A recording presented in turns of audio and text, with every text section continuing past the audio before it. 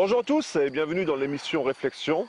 Nous sommes actuellement dans le Périgord, à la maison des Paphras, où je dois dire c'est un endroit où il fait bon d'y être. J'ai la grâce aujourd'hui d'avoir avec moi le pasteur Gravé, qui n'était que mon père. Et donc nous allons pouvoir... C'est un scoop que vous avez. Père et fils, à marquer dans les annales, parce que c'est le début d'un très grand commencement. Donc nous allons parler sur un thème aujourd'hui qui est la foi.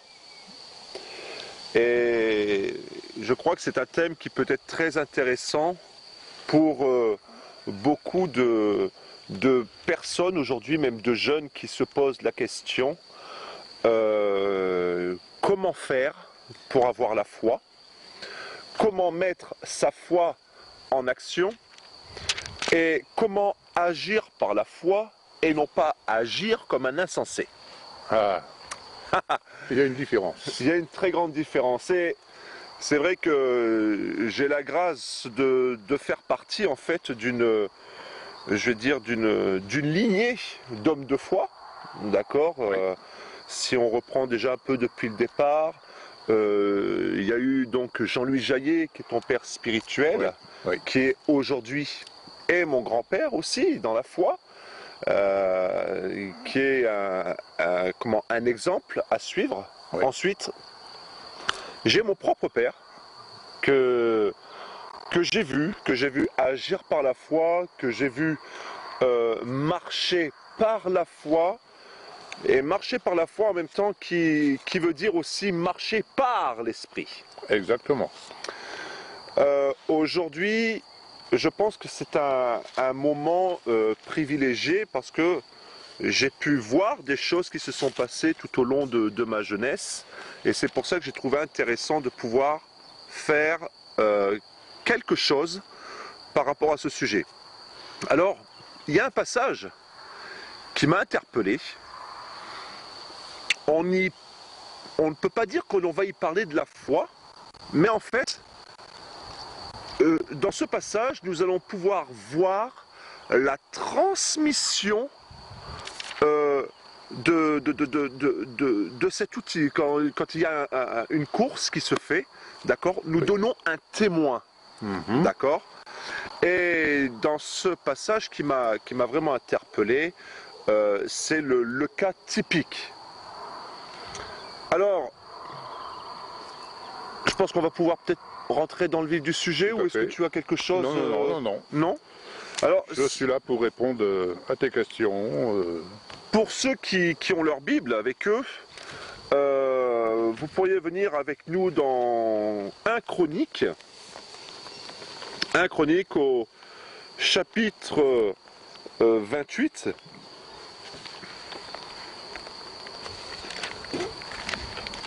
Et c'est un passage qui m'a interpellé. J'étais ici, j'étais en train de lire ma Bible et c'est venu faire le tilt. Permettez-moi l'expression. Alors, 1 Chronique chapitre 28, le roi David se réunit à Jérusalem, tous les chefs d'Israël, de tribus, chefs de division militaire au service du roi, commandants de régiments ou compagnies administrateurs des biens et des troupeaux appartenant au roi et à ses fils, de même que les hommes de confiance du palais, les soldats les plus vaillants et tous les hommes de valeur. Le roi se leva et leur dit: hommes de mon peuple, mes amis, écoutez-moi bien. J'avais l'intention de construire un temple pour y déposer le coffre de l'alliance du Seigneur, le marchepied de notre Dieu. J'avais donc tout préparé à cet effet. Et c'est là qu'il y a un détail qui va venir frapper à mes yeux. Mais Dieu m'a permis. Mais Dieu m'a dit: ce n'est pas toi qui construiras un temple où l'on viendra m'adorer, car tu es un homme de guerre qui a fait couler beaucoup de sang. Cependant, c'est moi que le Seigneur, le Dieu d'Israël, a choisi parmi toutes les familles de mon père, afin que moi et mes descendants, nous régnions pour toujours sur Israël. Autrefois, il a choisi Juda comme prince. Puis dans la tribu de Juda, il a choisi la famille de mon père. Et ensuite, parmi les fils de mon père, il lui a plu de me faire roi de l'ensemble d'Israël. Maintenant, entre les nombreux fils qu'il m'a accordés, il a choisi Salomon pour qu'il prenne place sur le trône d'Israël et y exerce la royauté de la part du Seigneur. Il m'a déclaré: c'est ton fils Salomon qui me construira un temple avec ses cours, car c'est lui que j'ai choisi. Il sera un fils pour moi et je serai un père pour lui. Je lui prépare un règne qui durera éternellement si, comme aujourd'hui, il met fermement en pratique mes commandements et mes règles. Voilà le passage qui m'a interpellé. Alors, dans ce passage, nous avons déjà David qui a été choisi comme roi. David qui craignait Dieu, qui marchait selon ce que Dieu lui disait de faire. Mais il est précisé que David était un homme de guerre, un combattant. Il a fait couler du sang. Mais cependant, il a un projet, c'est de construire un temple. Et je crois que l'on peut dire que beaucoup de personnes aujourd'hui ont des projets. Ils font des choses, mais cependant, ils ne font pas la volonté de Dieu. Le passage qui va vraiment me marquer, c'est quand il va dire clairement que c'est David, c'est Salomon en fait qui va construire le temple pour l'adorer, à condition, parce qu'il y a une condition, si il garde et met en pratique ses commandements. Alors, la question est la suivante. On s'aperçoit, je pense qu'on peut prendre ça comme une leçon de vie, d'accord, que les parents ont des choses à transmettre à leurs enfants. Oui. Vous allez peut-être me dire qu'on sort un peu du contexte, d'accord, mais cependant, le point que je veux relier est là. David va prendre tous les matériaux dont ils vont avoir besoin pour la construction. Mais il va apprendre que ce n'est pas lui qui va construire le temple, que c'est son fils Salomon. Cependant, il a transmis des choses à son fils, il a transmis des connaissances, et il a aussi transmis certainement un savoir-faire. La question que j'ai à poser, moi-même étant père, d'accord, de 3 enfants, comment bien transmettre la foi, comment bien transmettre à ces enfants l'héritage que nous avons? Bonne question. Alors je dirais que par expérience, et je dirais que d'autres ont certainement leur propre expérience, donc je parle de ce qui me concerne, de mon vécu. Et je ne viendrai pas avec des théories, la Bible dit cela, la Bible dit ça, etc. Je crois que la parole de Dieu, on peut lui faire dire beaucoup de choses, mais ce qui demeure, c'est le vécu. Car comme dans toute chose, le vécu implique des ajustements, des réajustements, des mauvaises façons de faire, donc il faut corriger. Tout cela en vue de transmettre l'héritage dans les meilleures conditions possibles et transmettre le vécu de manière à ce que cela impacte le cœur de nos enfants, entre guillemets. Ceci étant, il y a des projets dans le cœur de l'homme, tel le projet de David. Mais il ne faut pas oublier une chose, c'est que c'est le plan de Dieu qui s'exécute. Nous pouvons avoir des désirs, et combien de fois n'ai-je pas vu dans des familles, et où moi-même je me disais, ah, ce fils-là, ou cette fille, cet enfant, vraiment, je le vois vraiment reprendre la lignée du ministère de son père. Et rien de tout cela. Question, je ne comprends pas. Pourquoi? Tiens, ça n'a pas fonctionné. Alors, je ne vais pas m'étendre là-dessus. L'héritage se transmet et il y a une réponse qui est importante, qui est donnée pour Salomon, dès lors qu'il reste attaché au conseil et à la façon de faire du Seigneur. Il y a ce que nous pouvons désirer pour nos enfants, et je dirais même, on est prêt à se sacrifier pour eux. Mais le problème, c'est que nos enfants ne voient pas forcément comme nous, on voit les choses. Ils ont leur vie. Ils vont à la découverte d'eux-mêmes. On voudrait les conserver comme sous une cloche, mais ça va peut-être un petit moment, mais au bout d'un moment, ciao, hein, moi je fais ma vie. Donc il faut rester attaché au Seigneur et ne pas oublier, c'est de faire confiance au Seigneur. Et le Seigneur met des choses sur notre cœur, et ça je le dis par expérience. Les choses que le Seigneur met sur notre cœur et qui s'exécutent en leur temps. Certes, ça pourrait aller plus vite, mais c'est comme ça. Si je veux répondre plus amplement à ta question, en ce qui te concerne, ça a toujours été la perspective que j'ai eue et que nous avons eue, tes parents, nous avons eu la perspective de voir et de te voir en fonction des promesses de Dieu, mais de voir vraiment te mettre dans cette lignée de ces hommes de foi. Mais pour que tu rentres dans cette lignée, nous n'avions, nous, que la foi.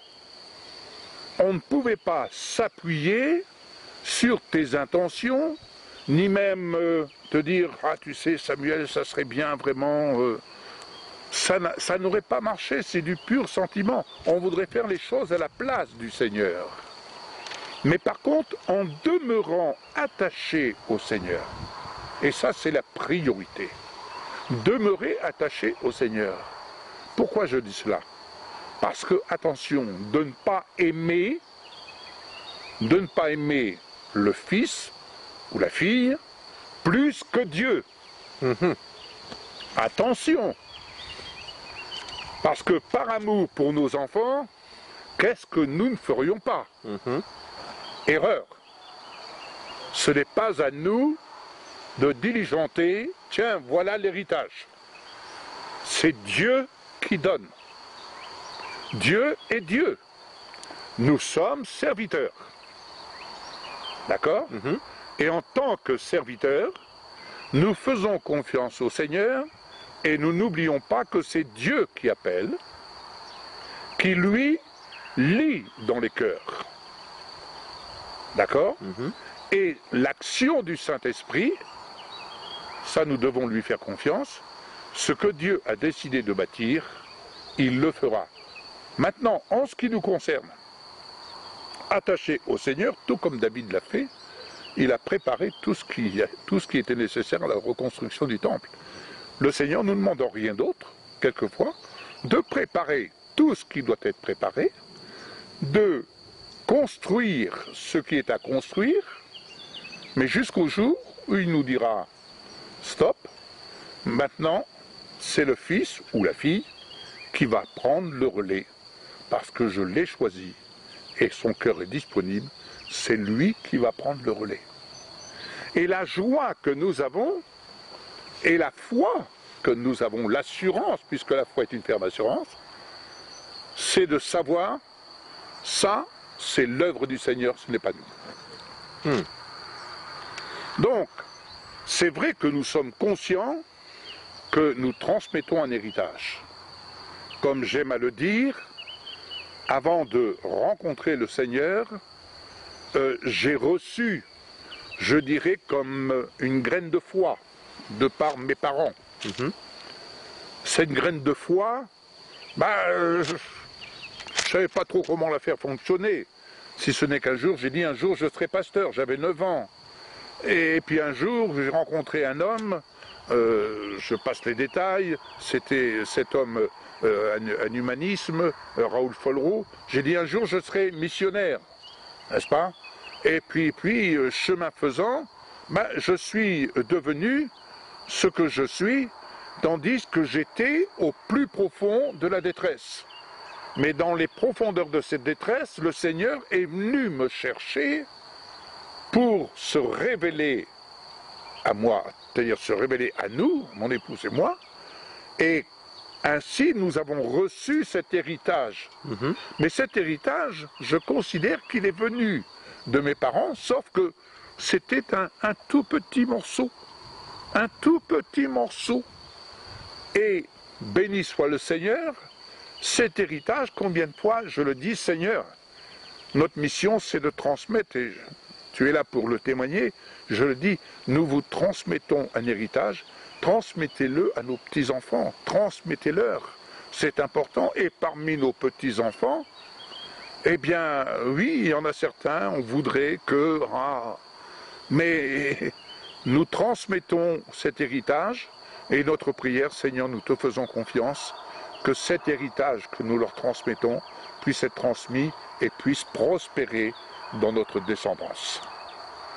Donc tout ça, ça demande de la foi, et la foi est une ferme assurance, c'est une confiance que nous manifestons, mais nous demeurons attachés et nous cheminons parce que nous savons qu'il y a encore des choses que nous devons mettre à jour, d'accord, de telle sorte que nous puissions vous apporter ce que nous avons découvert et vous aider à en prendre, à tenir compte de cela. À tenir compte de cela. C'est-à-dire qu'il y a des choses qui nous sont révélées aujourd'hui, on s'empresse de vous les communiquer, je dirais, afin que vous puissiez aller plus loin. Nous, le but, c'est que vous puissiez racheter le temps, c'est que vous puissiez, je dirais, nous dépasser. Je crois que tu parlais tout à l'heure du relais, c'est de vous transmettre ce relais parce que la course, il faut aller de l'avant. Il faut aller de l'avant et c'est pour ça que je suis près des jeunes, j'aime beaucoup être près des jeunes aussi, pour leur transmettre et pour leur dire, les enfants, allez-y. Ça me rappelle un peu l'image de Josué avec Moïse. Très bien. Cependant,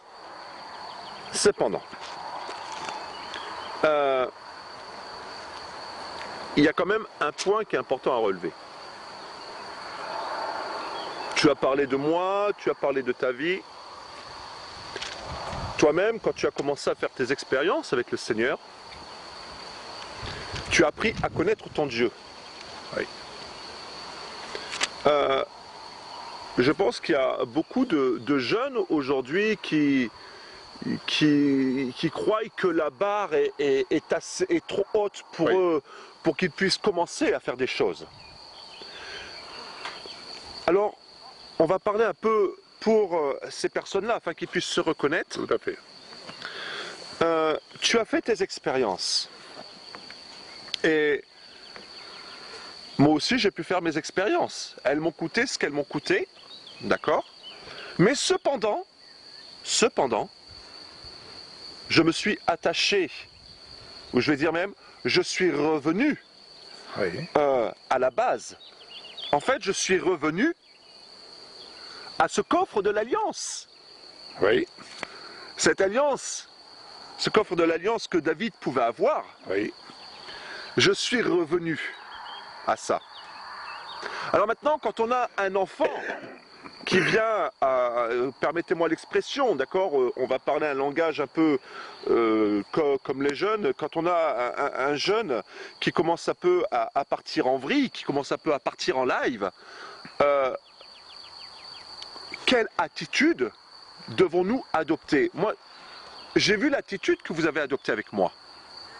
Mais quelque part, je pense aussi que l'attitude que vous avez adoptée envers moi a été une attitude qui vous a aussi amené à vous surpasser, d'accord? Que ce soit dans les caractères, mais que ce soit aussi dans la façon de faire avec moi.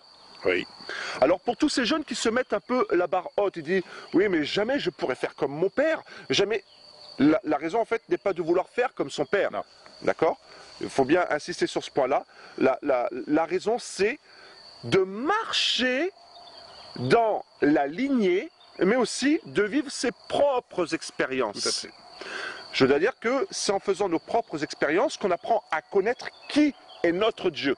Donc en fait, c'est en faisant vos propres expériences que vous allez apprendre à connaître qui est votre Dieu et qui est aussi le Dieu que votre père et votre mère ont prié. Oui. Cependant, je vais bien ajouter ceci, il ne faut pas à tout prix faire comme certaines personnes qui ont voulu avoir un témoignage pour pouvoir servir le Seigneur. Je crois que c'est quelque chose qu'il faut quand même préciser. Alors, pour ces jeunes qui, on va dire, qui veulent profiter de la vie pendant un laps de temps, Oui. Quelle est la meilleure façon, en tant que parent, de pouvoir les réorienter, sans aller les brusquer, sans aller les braquer, d'accord? Puisque à partir d'un certain âge, il y a des jeunes en fait ils ont comme des œillères, d'accord? Ils ne sont pas prêts à écouter. Quelle est l'attitude à adopter? Cette attitude, nous en retenons, ta mère et moi, nous en retenons une leçon riche. Mais comme tu l'as souligné, ça n'a pas été chose facile. Ça n'a pas été chose facile parce que nous avons, nous les parents, et nos propres critères. Et nous cherchons la meilleure façon de faire. Et puis, surtout, il y a toujours cette bonne intention, on veut le meilleur pour nos enfants, et pour qu'ils aient le meilleur, on veut leur éviter le pire. Donc, en fait, on se présente à eux comme un bouclier, j'allais dire comme un bouclier humain. Mais, permettez-moi l'expression, on s'en prend plein la figure. Donc, ce que nous avons compris, et le travail que nous avons eu à faire sur nous-mêmes, avec le Seigneur, pour justement nous attacher à la façon de faire du Seigneur.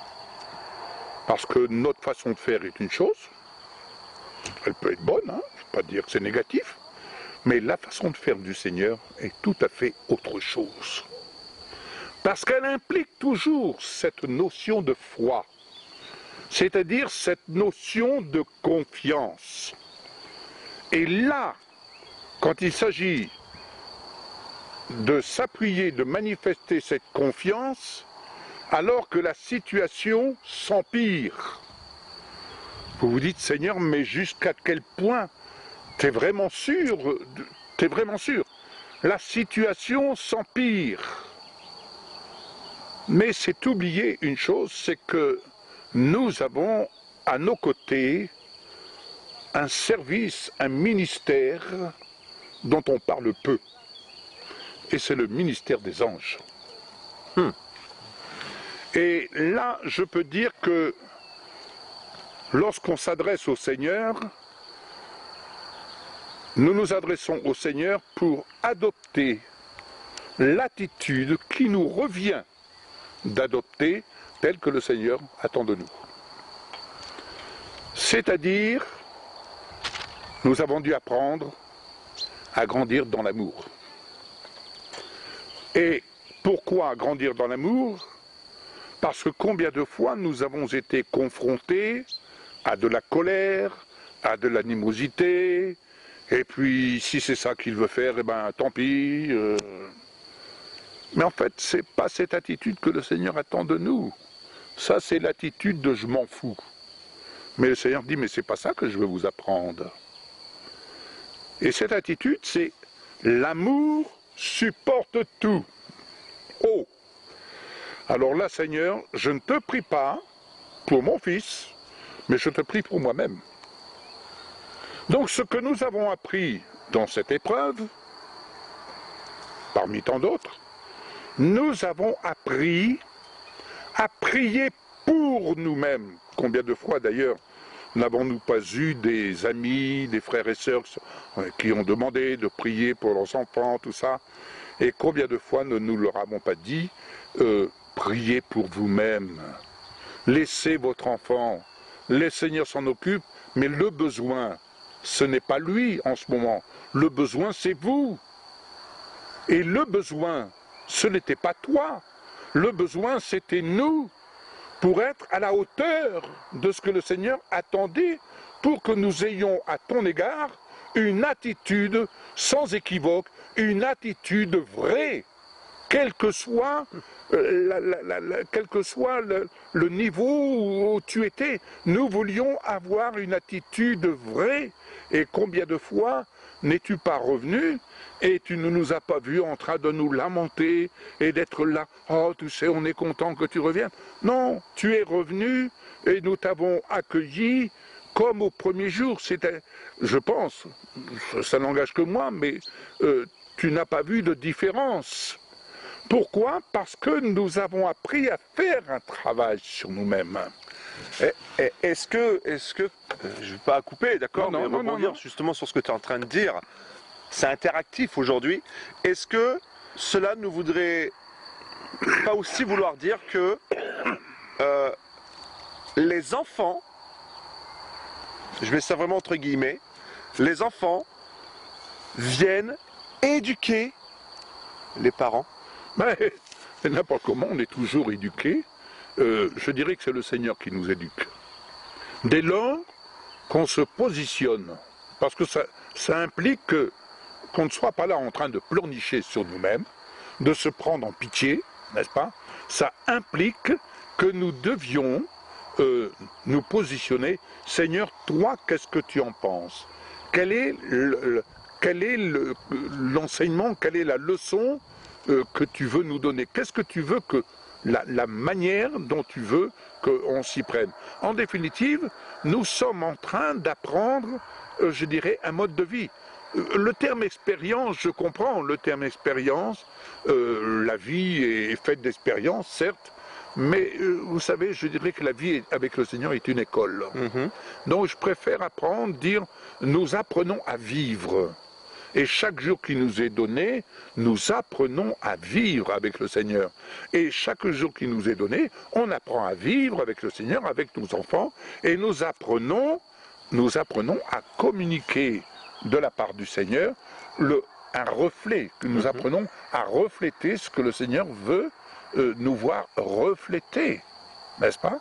Donc, je dirais que pour les parents et par rapport aux jeunes gens, vous pouvez avoir des parents qui vont s'en prendre et qui vont se lamenter. Je dirais, ne leur en voulez pas, ne leur portez pas grief. Ils ont simplement besoin de faire un travail sur eux-mêmes, et c'est dans ce sens qu'ils ont besoin de prier pour eux-mêmes. Mais sachez une chose, ils vous aiment. Ça, ne l'oubliez pas. Alors, justement, par rapport à ce que tu es en train de dire à l'instant, cet amour dont tu parles, c'est vrai que c'est quelque chose que moi-même j'ai toujours ressenti, parce que dans les moments où ça n'allait pas, c'est vrai que bon, il y a une osmose entre la mère et le fils qui est là, voilà, il y a une osmose entre la fille et le père, ouais. D'accord. Moi, c'est cette osmose que j'ai vécue avec maman, en fait, ouais. Entre guillemets, et la chose qui me faisait quelque chose, c'est que à chaque fois que je n'allais pas très bien, en fait, j'appelais ma mère. J'ai appelé ma mère. Et je crois même que d'ailleurs, tous les deux, vous aviez remarqué quand il y avait un mot qui sortait de ma bouche, oh là, ça ne va pas, ça ne va pas aussi bien que ça. Non, non. C'est quand je disais ce fameux mot, ouais, c'est tranquille, c'est tranquille. Tranquille, oui. Tranquille, Ça va, tranquille. oui, oui, tranquille. Ça, c'est un mot que je n'aimais pas trop. Et tranquille, en fait, c'est que ça n'allait pas. Mais bon, il y a toujours eu ce fait que j'ai eu une oreille qui était là pour m'écouter.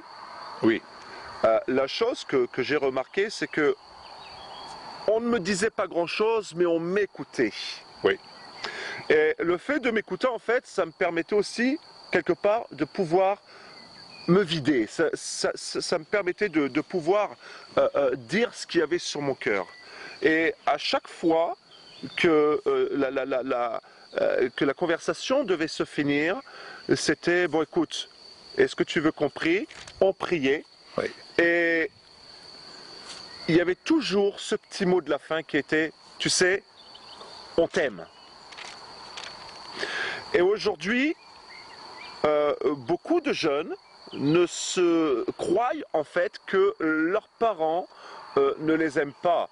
Parce que, ben voilà, il va y avoir tel rétorque, parce que les parents vont dire, ben écoute, tu ne devrais pas faire ci, tu ne devrais pas faire ça. Oh mais non, tu sais, la Bible dit ceci, la Bible dit cela. J'aimerais pouvoir dire ceci, c'est que pour avoir été là où j'ai été, je peux vous dire que c'est vrai, j'ai senti, je ne le dis pas parce que mon père est là, mais j'ai toujours ressenti cet amour.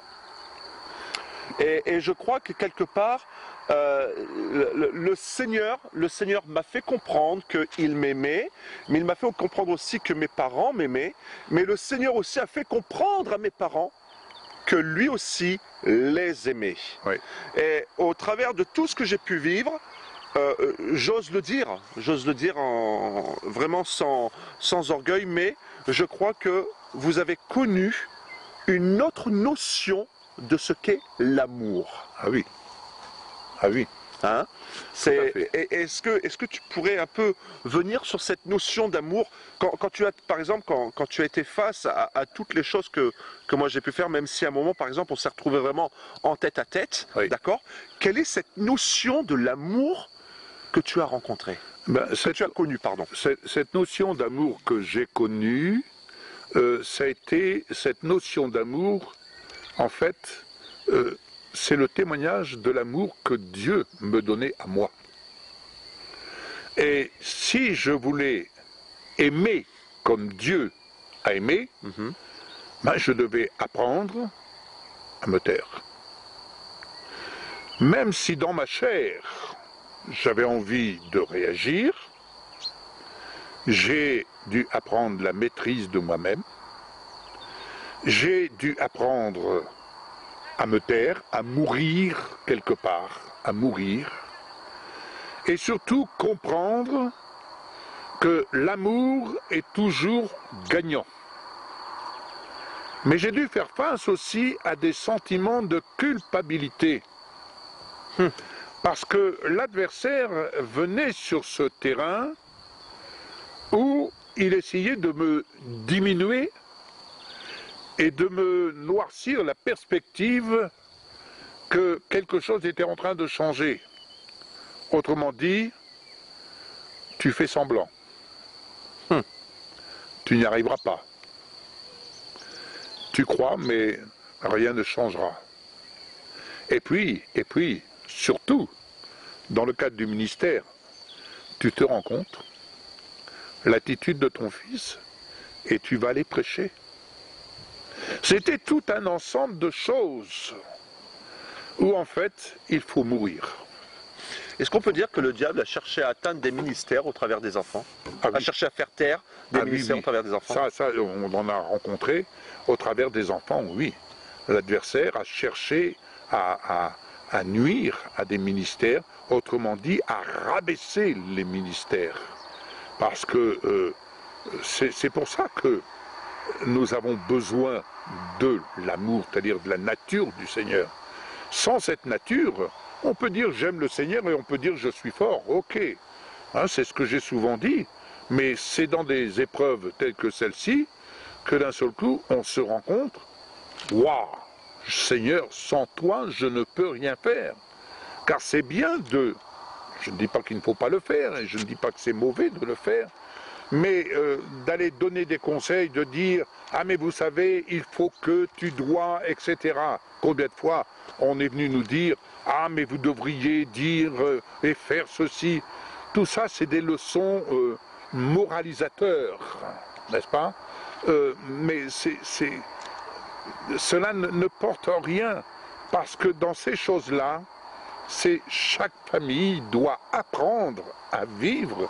Non seulement nous avons appris à vivre, mais nous avons appris également à ce que les filles, autrement dit tes sœurs, puissent avoir leur cœur gardé, n'est-ce pas?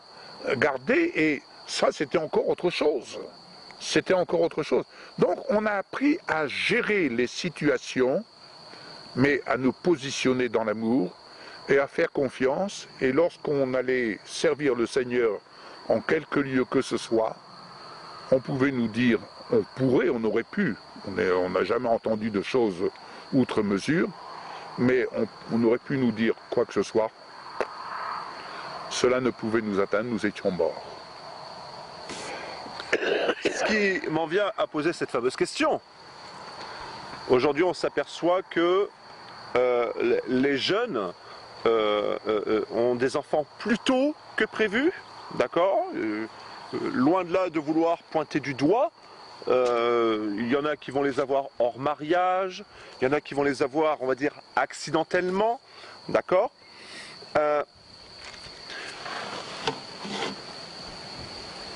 Qu'est-ce que l'on peut donner comme conseil aux parents?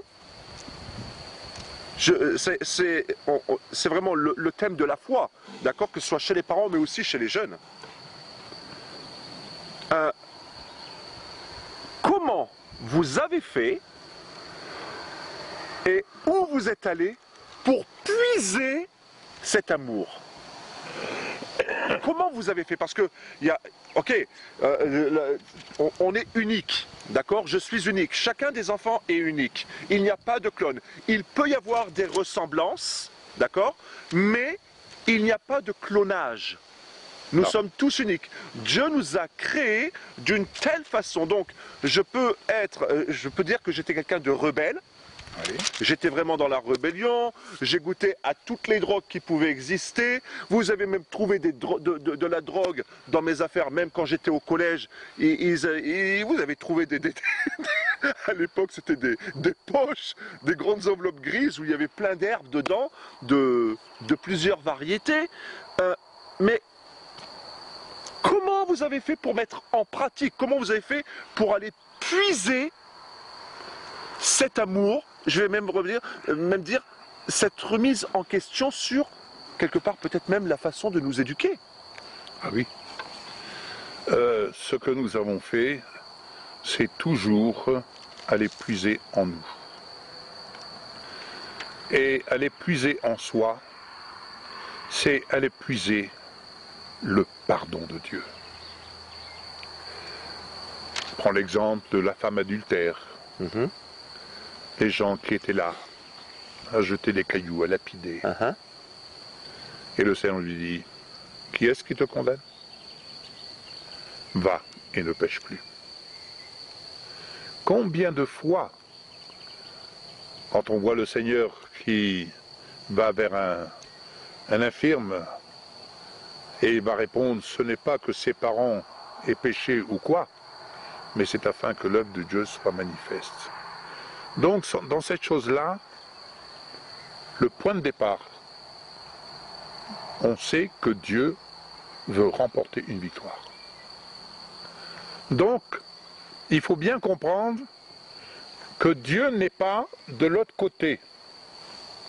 On se met du côté de Dieu. On va imaginer une illustration. Voilà, tu es là. Et tu es aux prises de l'adversaire. Je dirais que Dieu n'est pas de ton côté là. Mais Dieu est là avec nous. Seigneur, tu veux qu'on s'y prenne comment? Et lui, le Seigneur, il connaît les plans de l'adversaire.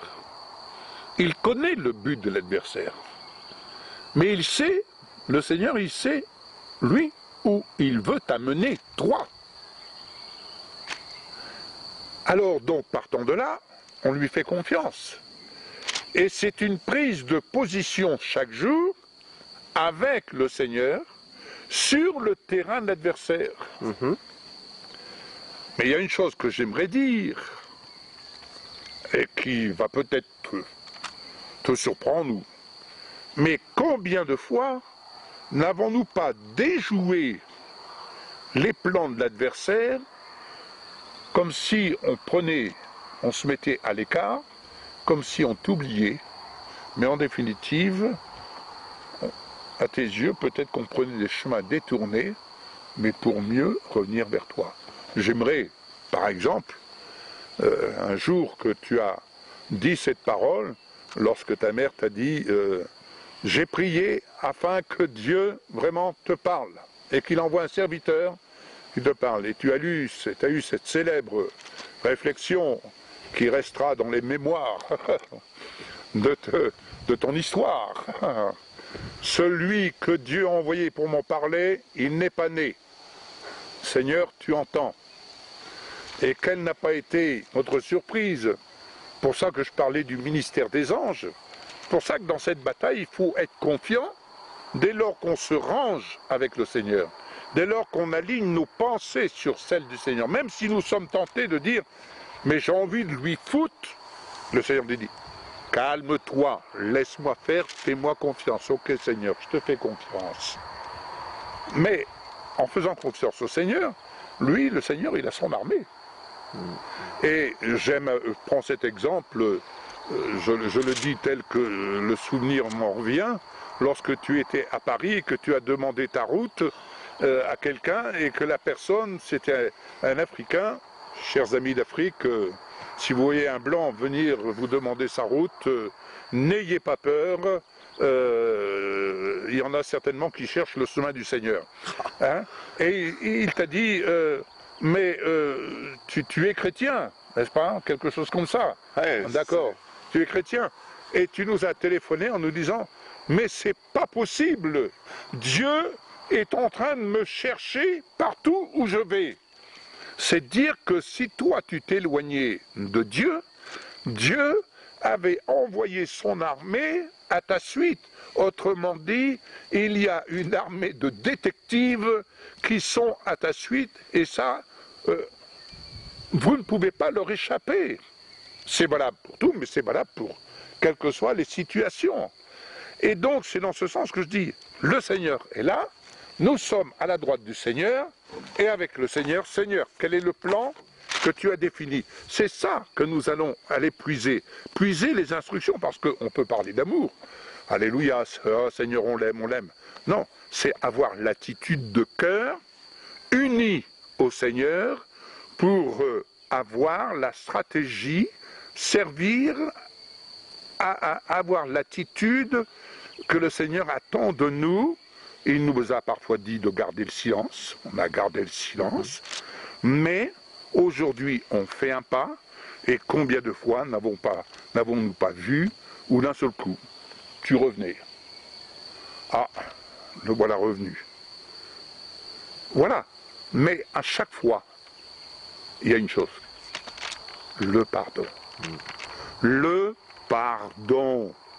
Le pardon est une puissance qui libère. J'aime à me rappeler cette anecdote. Je priais le Seigneur pour que tu reviennes. J'étais dans mon bureau. Et le Seigneur me dit, tu aimes ton fils? Mais oui, Seigneur, je l'aime. Tu le pardonnes? Mais bien sûr, Seigneur, je le pardonne. Tu le pardonnes vraiment? Oui, oui, Seigneur, je le pardonne. J'en reviendrai comme ce serviteur de Dieu qui nous rendait témoignage de son fils, au niveau du pardon. Mais en définitive, le Seigneur, par toi, m'a dit, tu le pardonnes vraiment? Ben, c'est-à-dire, Seigneur, je commence à être fatigué. Eh bien, tu dois le pardonner, et ton pardon va ramener ton fils. Chose que j'ai eu faite, et peu de jours après, tu es revenu. Donc nous avons été puisés dans le conseil de Dieu. Et puiser dans le conseil de Dieu, ce n'est pas puiser des promesses, essayer de s'argumenter de promesses pour essayer de se donner de l'assurance. En tout cas, avoir l'apparence d'être dans la confiance.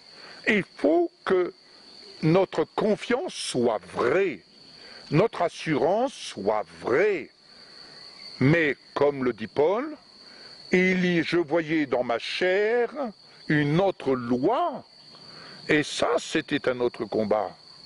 Il y avait une loi dans ma chair, mais j'étais esclave de cette loi, qui m'aurait infligé de dire, mais voilà ce que tu dois faire, mets-le dehors, ou que sais-je. Et quoi faire? Mettre dehors, dire, non, tu es notre fils. Tu es le fruit de notre amour entre ta mère et moi. Et non, Seigneur, avec toi, nous sommes victorieux. Mais il ne s'agit pas d'aller mettre notre doigt dans la façon de faire du Seigneur. Très souvent, on veut faire les choses à la place du Seigneur. Et ça, c'est quelque chose qu'on a appris. On a appris à suivre le Seigneur. Ce n'est pas une recette. Et je ne donne pas de recette aux amis qui nous écoutent. Je dis simplement être vrai dans l'amour. Et je peux aujourd'hui rencontrer une famille qui vont me dire, vous savez, notre fils, on a honte, tout ça. N'ayez pas honte d'aimer vos enfants, quelles que soient les bêtises. Vous savez, je dis toujours, un fils qui est en prison, un fils ou une fille, peu importe, un fils qui est en prison, même le plus grand criminel, il a toujours une mère. Et pour cette mère, ça sera toujours son fils, le fruit de ses entrailles. Et ça, nous ne pouvons pas l'enlever. Et le cœur de cette femme, le cœur de cette mère, pleurera son fils, même s'il a fait les pires choses, mais elle le pleurera parce que c'est son fils.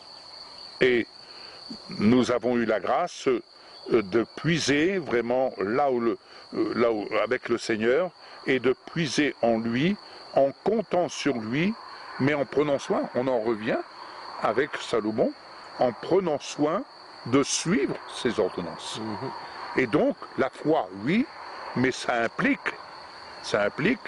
et là je veux revenir sur ce que tu disais tantôt, ça implique la marche par l'esprit. L'esprit nous dit d'aller à gauche, on va à gauche.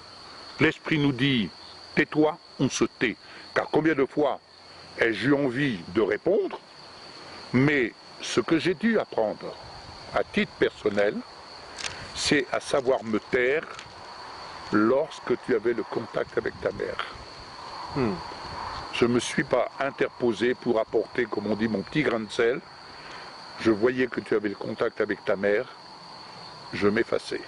J'étais là, mais je m'effaçais. Et quelquefois, c'était le sens contraire. Tu n'avais plus de contact avec ta mère, tu avais le contact avec moi. C'est vrai, oui. Voilà. Tout à fait.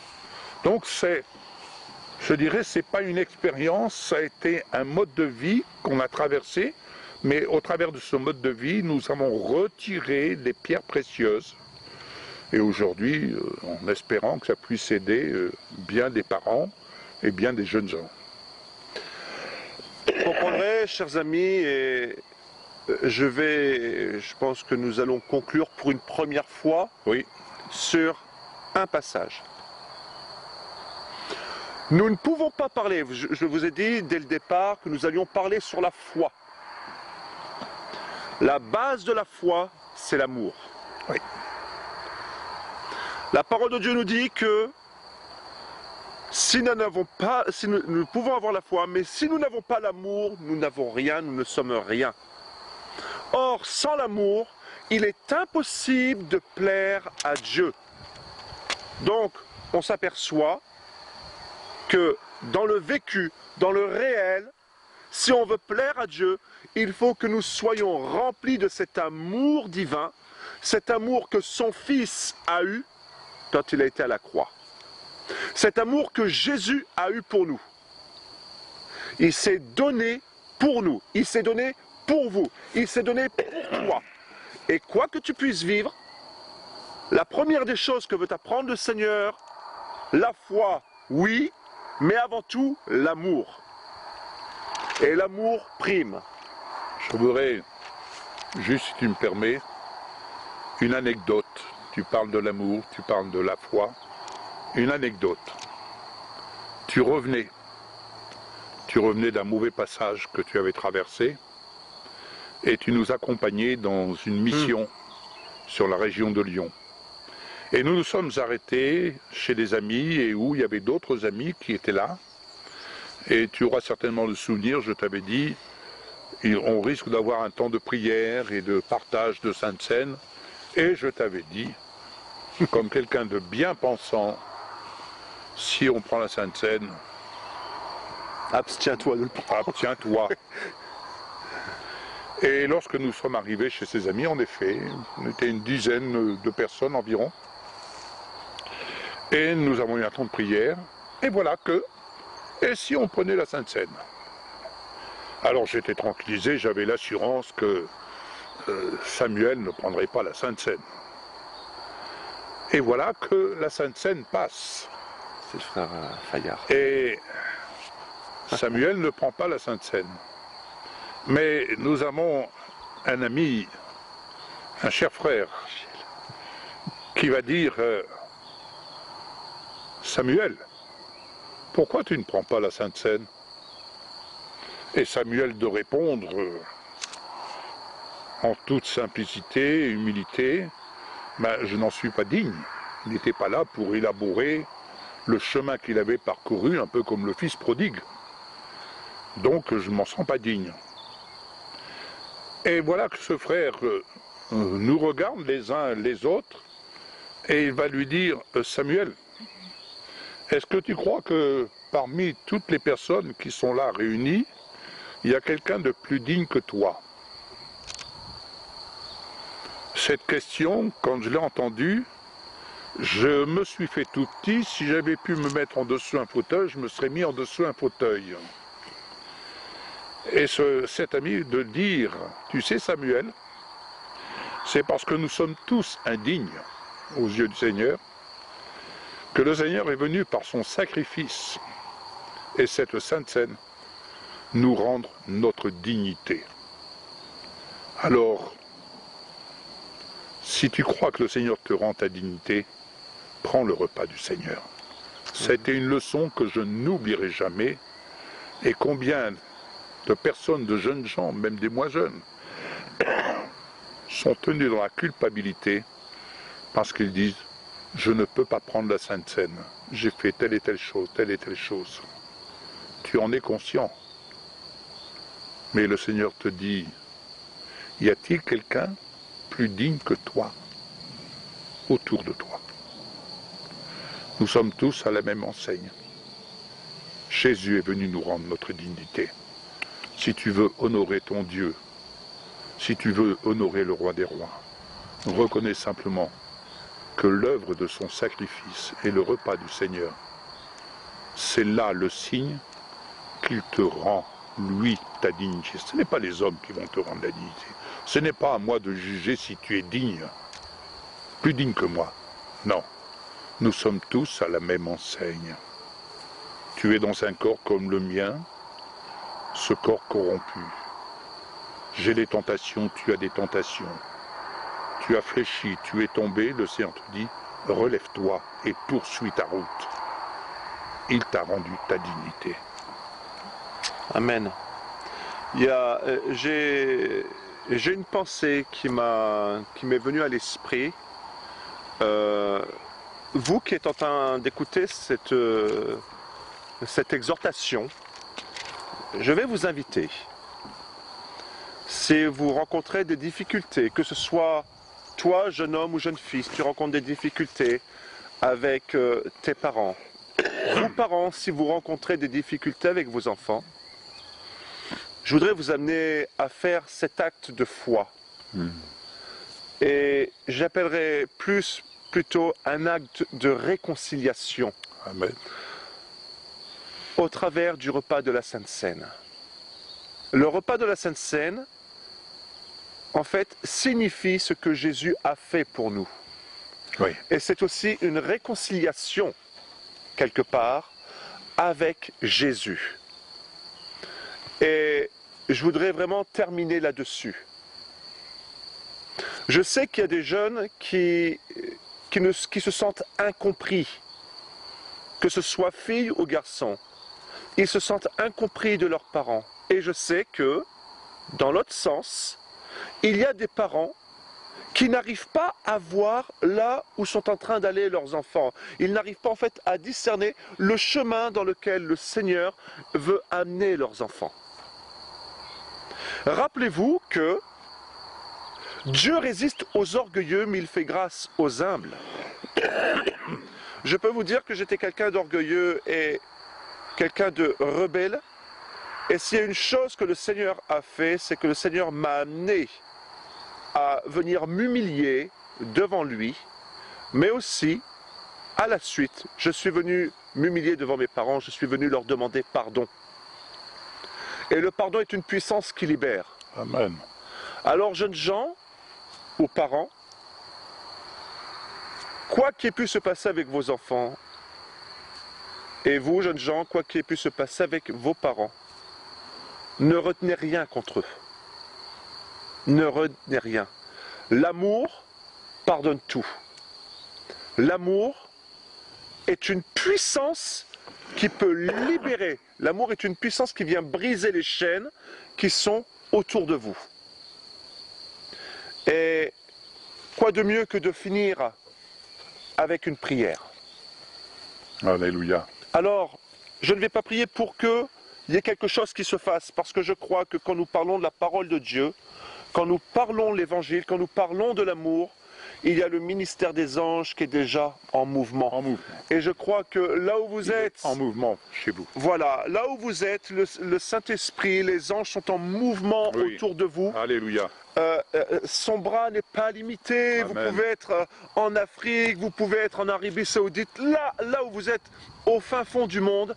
Si vous voyez cette vidéo, si vous la regardez, ce n'est pas pour rien. Alors pour ma part, je vais prier pour les jeunes et je laisserai le dernier mot à mon père qui Alléluia. priera lui-même pour les parents. Prions. Alléluia. Dieu de gloire, je viens te rendre grâce de l'occasion que tu nous as donnée aujourd'hui de pouvoir faire une émission, une exhortation avec mon Père. Cela me rappelle cette phrase, le cœur des fils vers les pères et le Oui. cœur des pères vers les fils. Amen. Oui. Seigneur Jésus, qu'à cet instant, mon Dieu mon roi, où il y a ce jeune homme ou cette jeune fille qui est en conflit avec son père ou sa mère, Seigneur, que tu ramènes la paix dans son cœur. Ta parole nous dit que le pardon est une puissance qui libère. Amen. Seigneur Jésus,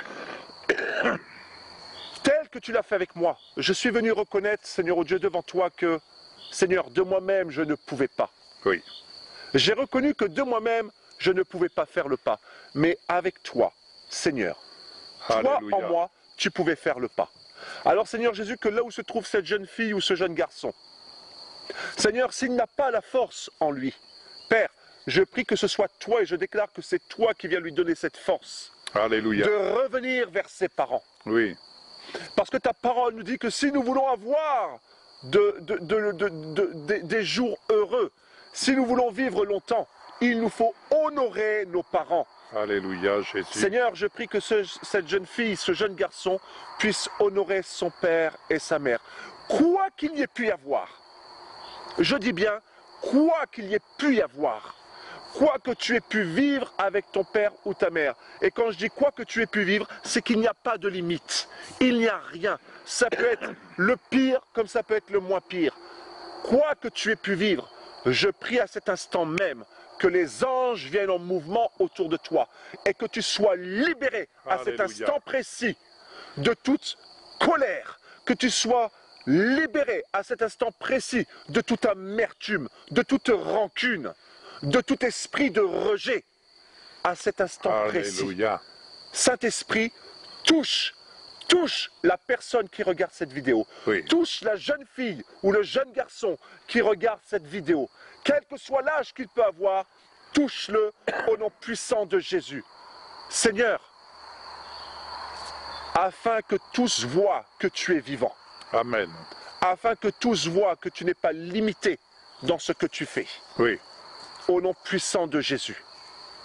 Jeune fille, jeune homme, je viens te dire que si tu as regardé cette vidéo, si tu crois, je dis bien si tu crois seulement, alors tout est possible.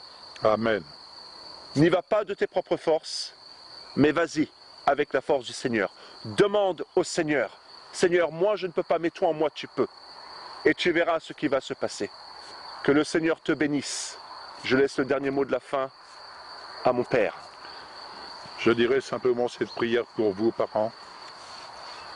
Que le Seigneur vous aide, vous inspire, vous enseigne, tandis que vous vous tenez en Jésus, à la droite de Jésus. Je dirais, faites cette démarche de foi. Asseyez-vous à votre table et voyez Jésus à côté de vous. Mettez-vous à la droite et Jésus à votre gauche. Et dites Seigneur merci parce que nous voulons suivre ton conseil, tes instructions. Oui, la situation de nos enfants, tu la connais mieux que nous-mêmes. Aussi, nous sommes confiants que tu conduis toutes choses. Aussi voulons-nous suivre ton conseil, tes instructions, tes ordonnances. Et c'est pourquoi, merci pour le Saint-Esprit qui vient nous ouvrir les yeux sur la stratégie dans laquelle tu désires progresser et tu désires nous voir progresser avec toi. Nous ne voulons surtout pas retarder ton plan à l'égard de nos enfants, parce que nous savons que tu les aimes et que nos prières sont entendues de toi. Et que si nos prières sont entendues de toi, elles sont exaucées. Amen. Et parce qu'elles sont exaucées, nous ne voulons surtout pas retarder l'exaucement, en tout cas la manifestation de cet exaucement. Nous voulons au contraire racheter le temps, adopter la bonne attitude et surtout te prier pour nous-mêmes. C'est pour nous-mêmes que nous te prions. Oui. Que ton amour en nous soit vrai à leur égard. Que ton amour pour nos enfants soit vrai à leur égard. Et que, quel que soit le regard des autres, nous savons que toi, ton regard sur nos enfants et sur nous-mêmes, il est juste. Ce n'est pas un regard de culpabilité, ce n'est pas un regard d'accusateur, c'est un regard simplement d'amour. Et surtout, Seigneur, nous voulons être ouvriers avec toi et être ouvriers à commencer dans notre maison. Alors béni soit ton nom, je te remercie pour les miracles qui s'opèrent en cet instant, Oui, Seigneur. Seigneur, parce que nous croyons que le ministère des anges est en action, Seigneur, au sein de chacune des familles qui écoutent cette émission. Et je te prie vraiment afin que nous puissions en recevoir des témoignages Amen. où des fils et des filles reviennent vers leurs parents, mais aussi des parents qui reviennent vers leurs enfants, et que vraiment ton amour libérateur soit leur partage. Soyez bénis, nous vous disons à une prochaine émission. À une prochaine émission. Au revoir. Au revoir.